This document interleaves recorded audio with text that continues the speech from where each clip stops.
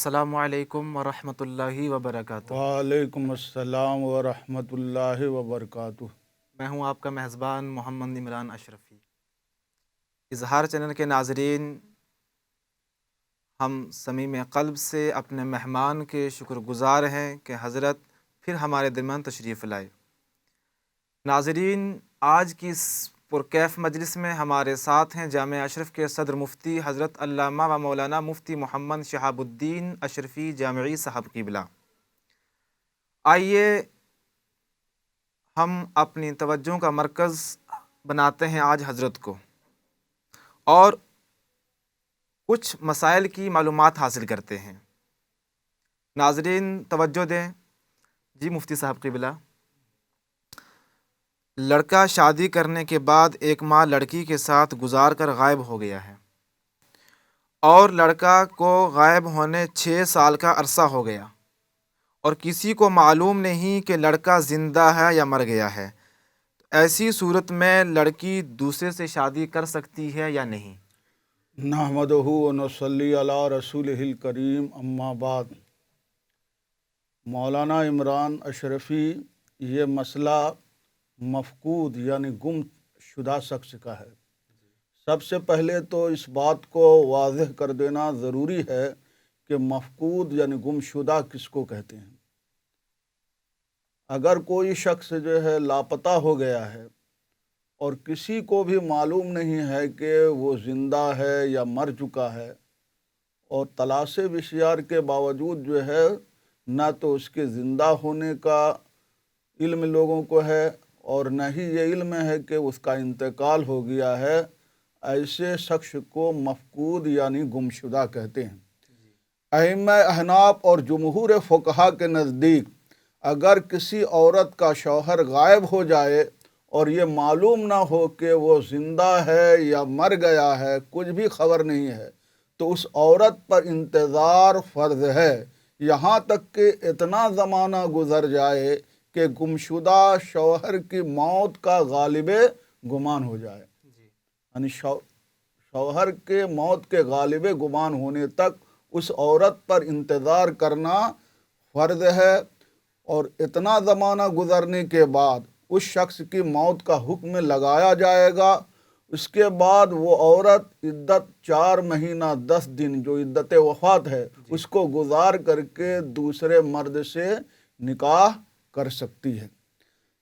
اب وہ مدت جس کے گزرنے کے بعد مفقود کے موت کا حکم لگایا جائے گا، اس مدت کے تعین کے بارے میں فقہائے احناف کی روایتیں مختلف ہیں۔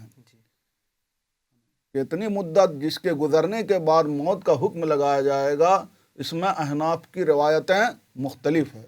فتاوی عالمگیری میں ہے، فی ظاہر روایت یقدر بموت اقرانی فاذا لم یبق من اقرانہ حیا حکم بموتہ ویعتبر موت اقرانہ فی بلدہ قضا فی الکافی۔ یعنی بعض فقہائے کرام کے نزدیک اس کی پیدائش کے وقت سے 90 سال گزرنے کے بعد موت کا حکم لگایا جائے گا، اور اسی پر فتویٰ ہے۔ فتاوی عالمگیری نے اس قول کو مفتابی قرار دیا ہے، اور فتاوی عالمگیری میں ہے لا یفرق بینہ و بین امراتی و حکم بموت موع 90 سنہ والیہ الفتویٰ، یعنی حسن ابن یعنی کہ اس کے موت کا حکم نہیں لگایا جائے گا یہاں تک کہ 90 سال گزر جائے، اور اسی پر فتویٰ ہے۔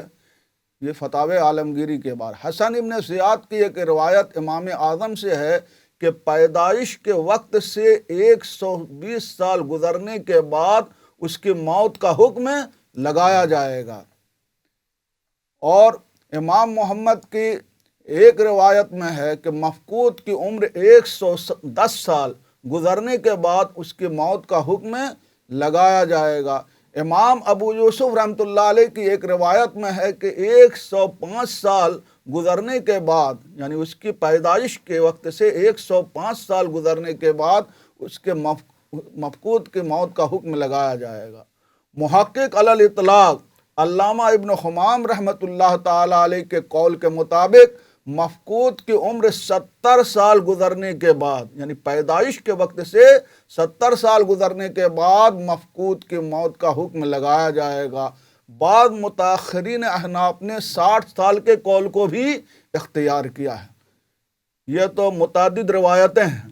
پھر علماء احناف لکھتے ہیں کہ مختار یہ ہے کہ یہ قاضی کے رائے پر منحصر ہے کہ ہم جولی کے انتقال کے بعد اس کے موت کا حکم لگایا جائے گا۔ بعض روایت میں 90 سال ہے۔ اب قاضی کو جتنی مدت گزرنے کے بعد مفقود کے موت کا یقین ہو جائے گا، قاضی جو ہے اس کی عمر گزرنے کے بعد اس کے موت کا حکم لگائے گا۔ اس کے بعد وہ عورت جو ہے قاضی کے حکم لگانے کے بعد عدت وفات 4 مہینہ 10 دن گزارے گی، اور اس عدت وفات کو گزارنے کے بعد ہی دوسرے مرد سے نکاح کر سکتی ہے۔ یہ فقہائے احناف کی عبارتوں کا خلاصہ ہے، اور فقہائے احناف کا یہ مذہب ہے کہ جب تک جو ہے گمشدہ شخص کی موت کا یقین نہ ہو جائے اس وقت تک قاضی موت کا حکم نہیں لگائے گا، اور جب تک قاضی اس کی موت کا حکم نہیں لگائے گا تو وہ عورت دوسرے مرد سے نکاح نہیں کر سکتی ہے۔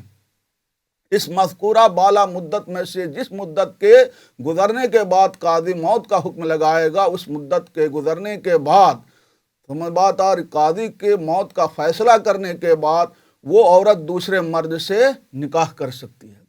اب 90 سال 70 سال گزرنے کے بعد نکاح کی ضرورت ہی کیا رہے گی؟ اور بعض عورت جوان ہوتی ہے اور اس کا شوہر لاپتہ ہو جاتا ہے، معلوم نہیں ہے کہ زندہ اور مردہ ہے، اور بغیر نکاح کیے ہوئے اس کے لیے زندگی گزارنا دشوار ہو جاتا ہے۔ اگر فقہائے احناف کی روایت پر عمل کریں گے، ان کے مذہب پر عمل کریں گے، تو بعض عورتوں کو سخت جو ہے یہ پریشانی لاحق ہو جاتی ہے، اس کے لیے زندگی کا گزارنا دشوار ہو جاتا ہے، بلکہ وہ جو ہے زنا وغیرہ میں بھی مبتلا ہو سکتی ہے، جیسا کہ دور حاضر کا ماحول ہے۔ لہذا بعض فقہا نے ضرورت صحیحہ کے متحقق ہونے کے وقت امام مالک رحمۃ اللہ علیہ کے مذہب پر فتویٰ دیا۔ احناف کا مذہب ہے تو جو بیان کر دیا، لیکن ضرورت صحیحہ کے متحقق ہونے کے وقت بعض فقہائے احناف نے امام مالک رحمۃ اللہ علیہ کے قول پر فتویٰ دیا ہے، جیسا کہ علامہ ابن عابدین شامی نے رد المحتار میں لکھا ہے، وَقَدْ قَالَ فِي الْبَزَّازِيَّةِ الْفَتْوَى فِي زَمَانِنَا عَلَى قَوْلِ مَالِكَ وَقَالَ الزَّاهِدِي كَانَ بَعْضُ أَصْحَابِنَا يُفْتَوْنَ بِهِ لِلضَّرُورَةِ، یعنی امام مالک کے نزدیک یعنی فتاوی بزازیہ میں ہے کہ بعض اصحاب امام مالک رحمۃ اللہ علیہ کے قول کے مطابق فتویٰ دیا کرتے تھے ضرورت کے بنا پر۔ یہ علامہ شامی کے عبارت کا مطلب ہے۔ امام مالک رحمۃ اللہ علیہ کا مذہب کیا ہے؟ جس مذہب کے مطابق بعض فقہائے احناف نے ضرورت صحیحہ کے متحقق ہونے کی صورت میں فتویٰ دیا ہے کہ عورت اس مذہب پر عمل کر کے دوسرا نکاح کر سکتی ہے۔ امام مالک کے نزدیک مفقود یعنی گم شدہ شخص کی بیوی قاضی کے پاس جا کر اپنا معاملہ پیش کرے گی۔ شوہر نہیں مل رہا ہے، لاپتہ ہے، زندہ ہے یا مردہ ہے، اب دوسرے جو ہے مرد سے نکاح کو اس کو ضرورت صحیحہ پیش ہے، تو قاضی شہر کے پاس جا کر اپنا معاملہ پیش کرے گی۔ قاضی 4 سال کی مہلت دے گا کہ 4 سال میں تلاش کر، ہو سکتا ہے شوہر آ جائے، کہیں ہو ہے نا، کہیں پھنس گیا ہو، تو لہذا 4 سال کی مہلت دے گا۔ 4 سال کے بعد قاضی تحقیق کرنے کی صورت میں دونوں کے درمیان تفریق پیدا کر دے گا۔ اس کے بعد وہ عورت عدت وفات گزار کر کے دوسرے مرد سے نکاح کر سکتی ہے۔ یعنی قاضی کے پاس اپنا معاملہ عورت رکھے گی، قاضی 4 سال کی مہلت دے گا۔ 4 سال گزارنے کے بعد جب اس کا کوئی پتہ نہیں چلے گا تو اسی صورت میں قاضی جو ہے دونوں کے درمیان نکاح کو ختم کر دے گا، اور پھر وہ عدت وفات 4 مہینہ 10 دن گزار کر کے دوسرے مرد سے نکاح کر سکتی ہے۔ یہ امام مالک رحمۃ اللہ علیہ کا مذہب ہے، اور بعض فقہائے احناف نے ضرورت صحیحہ کے بنا پر جو ہے اسی قول پر فتویٰ دیا ہے۔